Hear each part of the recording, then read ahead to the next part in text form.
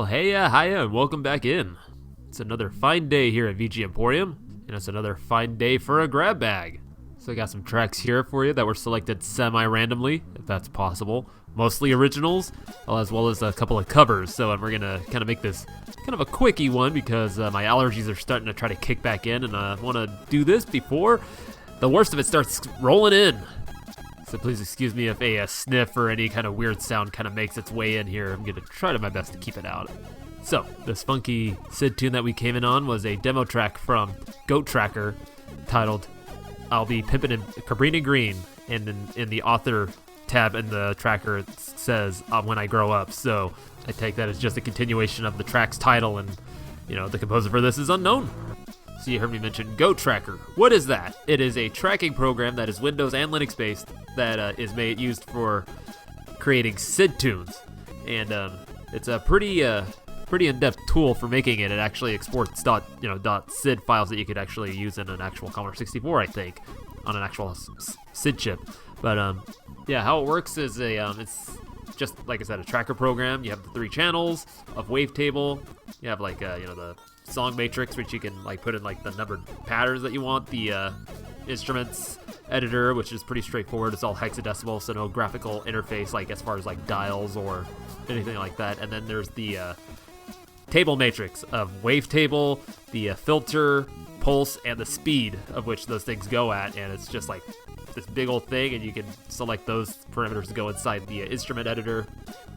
And just back in the late 2000s, I was trying to figure out how to use trackers, and this is one of the first ones I found for some reason. And this is not the best for making that jump from Fruity Loops and Reason, which are all have the graphical piano roll and the dials and all the knobs and stuff and the different sounds, and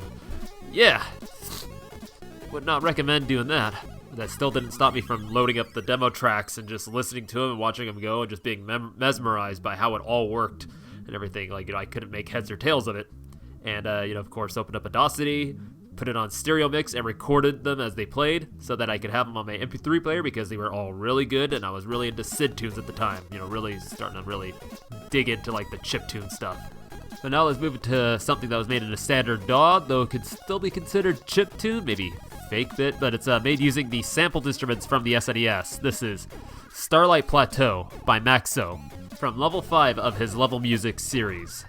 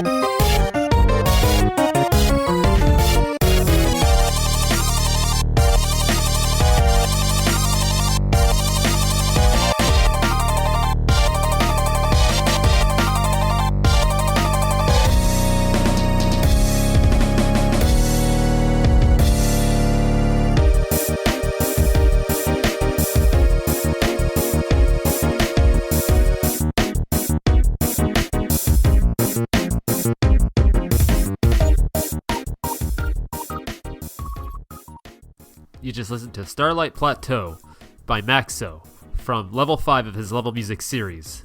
So what is level music? Who is Maxo? Well, I'll tell you who Maxo is. His real name is Max Coburn, and he is a composer, arranger, electronic musician. And I found him back in 2010, which is, I think, around the time he started. It's like the album I first found was called Fake Bit 2010, which is basically what it is, just fake bit music.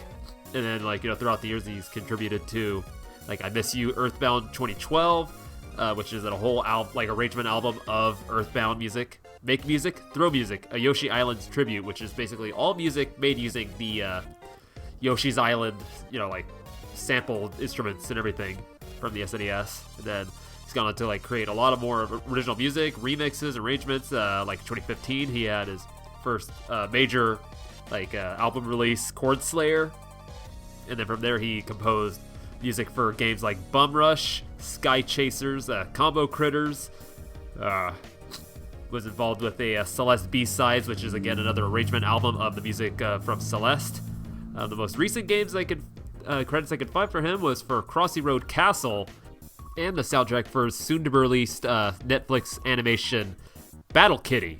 And all throughout that time, from basically 2010 to 2016, he was doing this whole series called Level Music, which was basically he would release an album of 5 songs each, he would actually release 2 of at a time. So he started with Level A and Level N, and it was just all music made using the samples of the SNES music, or more specifically using sound fonts created by this guy, William Kage.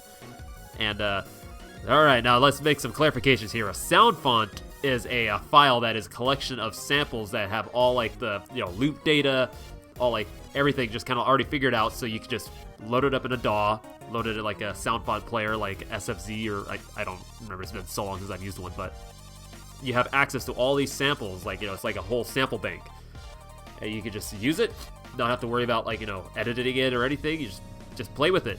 But it is the original sounds though are all, like I said, samples from the Super Nintendo, which again were using samples from synthesizers at the time, or sample wavetable players, sample things, whatever. So yeah, the original SNES music, sample based, and then people can make music with sound fonts made from these samples ripped from the SNES, or even just ripped from those original synths and loaded into these little sample databases. Yeah, sorry for that little tangent there. It's just there's a lot of discourse around sound fonts and people referring to stuff from sound chips, so stuff made on the NES or the Sega Genesis as sound fonts on those original chips, which is not true, because they are synthesizers. These are synthesizer chips, and then you can record samples of these sounds being made by the chips and then make a sound font from that, but the original sounds aren't sound font based. It's just some clarification for some of the youngins that only know these sounds from sound fonts.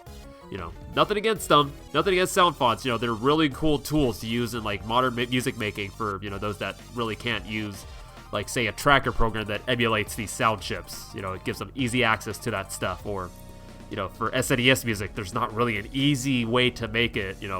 If you wanted to export it to an SPC file and load it into a ROM and then put it on a card and play it on an actual hardware, unless you use Mod Plug Tracker, using those samples and then export it, put it through a weird program, a program that turns it into a SPC file, or there's a couple trackers out there like GSS Tracker and SNES Tracker, but SNES Tracker is currently halted development, and it's buggy, and then GSS is just really weird to use.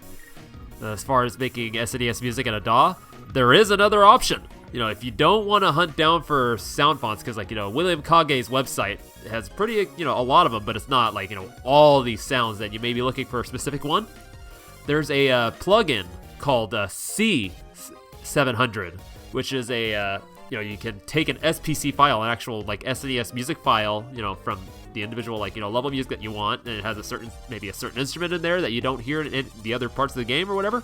You can load it into this plugin, and it'll actually give you all the samples from this entire music file, even the sound effects, and you can play with those, and it's actually pretty comprehensive. It emulates the the SPC 700 pretty well, and you can like it gives you like the options for all the echo and loop controls and everything, and it's and the filter and everything. It's pretty cool. Like I've used it for making a couple things, and I like it preferably over sound fonts because it gives you a lot more of that authentic control over it. Now back to this level music. So Maxo started out using all these sounds, including the percussion, but then in the later levels he decided to start using, I saw in a note, battery by Native Instruments, which is like a pretty comprehensive like drum something rather like heavy duty plugin, which is the percussion that I just heard in this track. And I would definitely recommend you go check it all out. I mean, there's like 23 of them, so that's 115 tracks right there, full original tracks, 5 songs per album, plus a best of album he did, and then an album all made up of like remixes by other musicians of the time. So like nowhere to name one. I believe Floor Baba as well.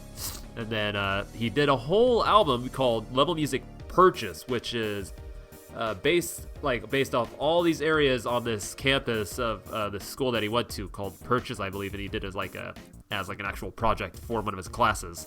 So that's even more music. I think there's like over 40 tracks of that. So that's like over 150, maybe only nearly 200 tracks alone, and with within 6 years. Madness. So yeah, I'm gonna be linking that in the show notes to like the Bandcamp where he has all of this music at.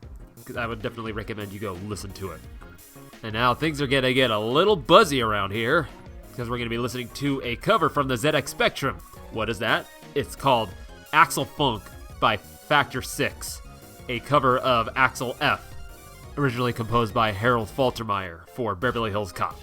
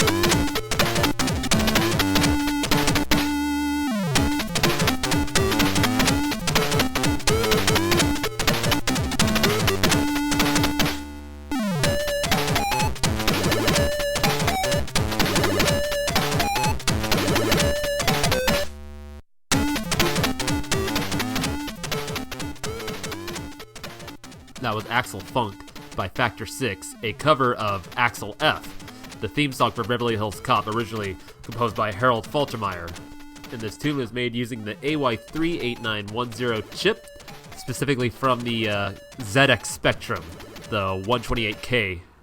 How am I sure of this? Well, the fellow who did this song, Factor 6, real name Alan Bastian Witkowski, is part of a group called AY Writers, which is a group that focuses specifically on making the AY music on the ZX Spectrum. And also due to the fact that this song is from a compilation called ZX Spectrum is Alive, released by 8-Bit Peoples. So Factor 6 has primarily been involved in making demo music for the ZX Spectrum using that AY chip, as well as, the Amiga. And then as for the song Axel F that it is covering, what adult nowadays who grew up in the 90s and 80s, doesn't know this song? It was from, Beverly Hills Cop, and it's just such a iconic and memorable tune. I mean, just those opening synths that a little set off just the whole song going in my head. So a little more history. When I was initially starting to dive into the whole world of original chip tunes and stuff, I was finding I was liking the SID chip, the AY stuff, all this really crazy buzzy stuff I'd never heard before. And this is before my taste started gearing towards the FM stuff. So I'm not just a one-trick pony when it comes to video game music and chip tunes. I like it all. It's just right now I'm really into FM stuff. That's my cup of tea. But this grab bag isn't just full of chips. It's also full of some digifusion here. So up next I got Meteor Shower Pro by Joshua Morse.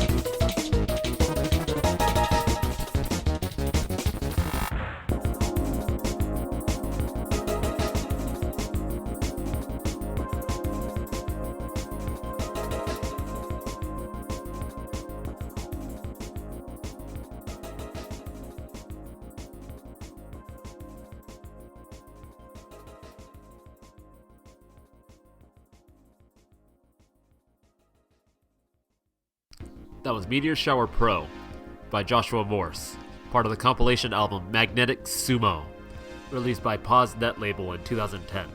And Joshua Morse, where do I start with this guy? He's a bit of a powerhouse, this one, as far as the online video game music and like original like chiptune community. I think he's like one of the pioneers of the genre that is called digital fusion, which is basically like, jazz fusion, which is like, jazz and rock and prog rock and all these things put together and played live, synths and all. But instead, it's programmed using like, like digital synths and like video game sounds, like actually implementing like, either Sega Genesis, Super Nintendo, NES, whatever, like all these sounds that, we grew up with in the 90s and 80s, and just slapping it in together and creating like these awesome just like soundscapes of just nostalgic madness, while also being like this totally new thing that you've never heard before, and it's constantly evolving. Like the definition of digital fusion is just always, well, not definition, but just like the sound, it encompasses all these different things, and it's always evolving, always changing, so it's not just one set thing, which is really the cool thing about it. And Joshua is truly a pioneer in just like music composition, because he's out to prove that not all jazz is just elevator music, and not all video game music is just like these bleeps and bloops, just simplicity thing.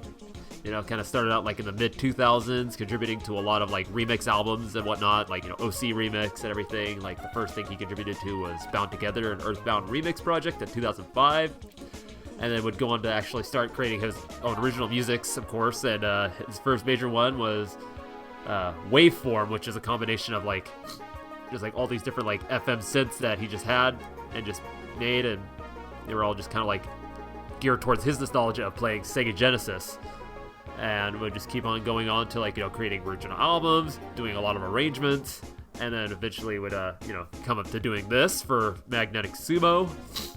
And there's just so much. He contributed to Soundshock 2 FM Funk Terror. Go back to episode 9 for that. And then continued to do more waveforms, which are all just like combinations of like Sega Genesis, SNES, NES. He had like one song that he kept coming back to called Turtle Wave, which is just like this theme he made that kind of vaguely like brought up the images of like the Teenage Mutant Ninja Turtles, and he just kind of like rearranged it for each album. It's really damn cool. He's also composed music for video games, so to name a few, he did Onslaught, Lunchbug, Lava Blade, and Lizard's Wizard. And most recently, his original compositions in these things called Chipset, which again is fusing like the sounds of the Sega Genesis and the SNES, but then playing them through recording them onto a like cassette tape to get like that nice warm, warbly, fuzzy sound. And it's all just like this really cool, just like New Jack swing sound. And I would highly recommend you go listen to it. I'm gonna link his website on the show notes, and you go listen to his music because it's just so good. And now I'm gonna bring this down to a close. The last item in the grab bag, and what is it? It's another chiptune D-Make cover. What of? Well, I'm about to tell you. Now listen here. You listening? Okay, here we go. This is Squarepusher Theme, originally by Squarepusher from his first album, Feed Me Weird Things, arranged into an NES tune by Bob.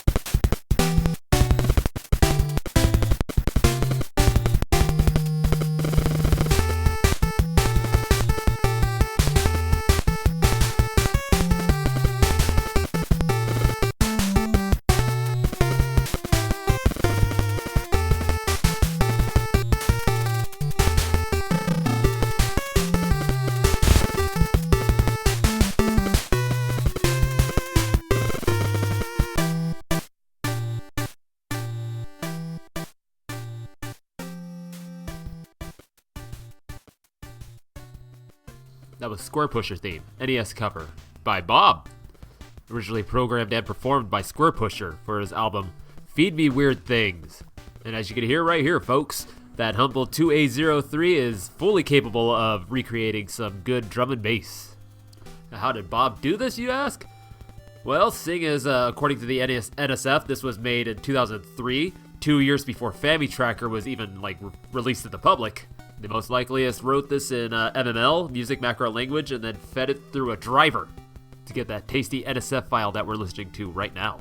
And as to who Bob is, I don't know. All I know is he's got his own folder in the covers folder of the 2A03 Archive 3.0, which is just chocked full of countless NSF files, both originals and covers, by so many peoples, a lot of them unnamed. And just like the budding dork I was, I played them all through this program, GNSF, which I'm still using today, and, exported them as WAV, put them into Audacity, edited them to be able to, loop twice and then fade out, export it to MP3, burned them all into CDs. This is before I got my MP3 player. And then I put them on my MP3 player after I got that. But still, on my CDs, I had CDs, just countless CDs of just 8-bit music, chiptune music, video game music, just all this music I was finding just through the internet. It was great. I had maybe 2 books of it. I don't know where they are right now. I still have some, but I don't know where the rest are. Now let me ask you a question.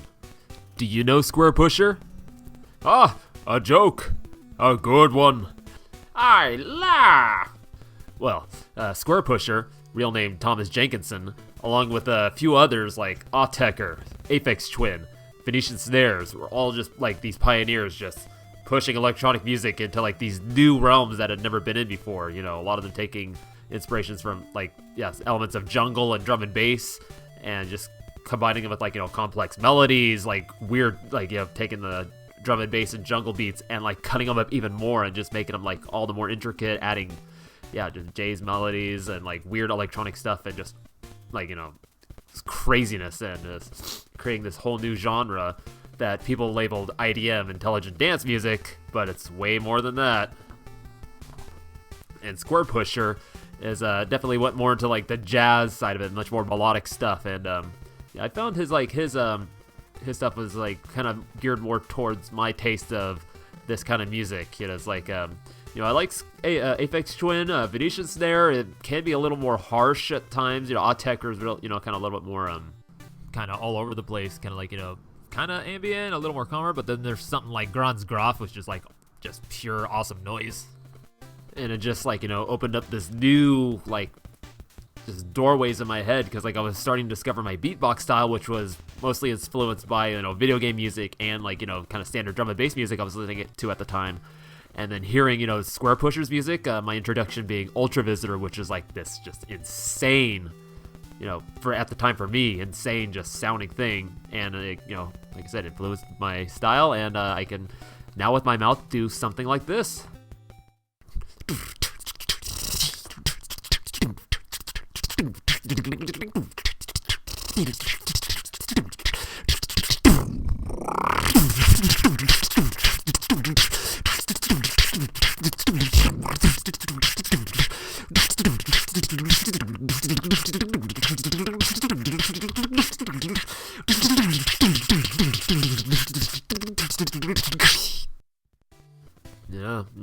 I don't have quite the proper mic, and my mouth is dry from my allergies kind of kicking in, but hey, that's what I can do.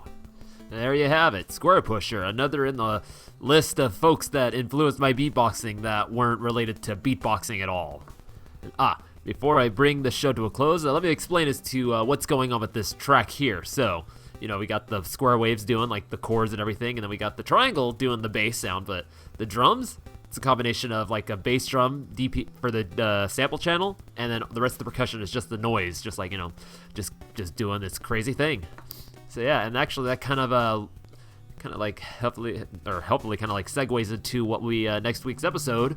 We're going to be making a dive back into the NES's sound chip, more particularly the 2A03's APU. Going to be looking at the suggestion of Bedroth of Very Good Music podcast and BG Mania. He suggested that I do the same thing I did for the Famicom expansion chip extravaganza, except with Western composers, mostly of the European variety, and how they dealt with the limitations of the NES sound chip. So that'll be next week's episode. It's gonna be fun. It's gonna be cool, and hopefully I don't let you all down. All right. Hope you enjoyed this grab bag, and yeah, thank you again for coming into VG Emporium, where you can find all your VGM needs, be it like the standard stuff you're looking for, or some obscurities that you didn't know about. Who knows? And yeah, you can find it on all the podcatchers like Apple, Google, Stitcher, Amazon, Spotify, and then social medias like Twitter and Instagram, as well as myself, Rage Cage, on all these social medias. And where I'll occasionally be posting my original chip tunes and my beatboxing, hopefully of better quality when my face isn't trying to explode and implode on itself. So yeah, thank you again for coming into VG Emporium, and have yourselves a good rest of your day.